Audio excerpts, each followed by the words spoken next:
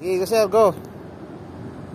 Ito ang gagamitin natin ngayon is carbon dioxide na fire extinguisher. Carbon dioxide. So ito is para sa mga electrical fires kasi ito ay parang yellow to. So magde-defrost siya,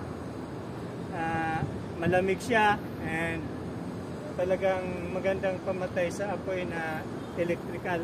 Electrical. Pag source sa electrical, yan ang gagamitin. So, tulad din ng ibang fire extinguisher. Carbon. Pull the pin. Aim. To fire. Squeeze. Squeeze. Swipe. So, kung makita nyo, talagang namumuti siya. And madidefrost siya, kaya ganyan ang nozzle niya kasi wag tatama sa balat natin kasi masakit yan.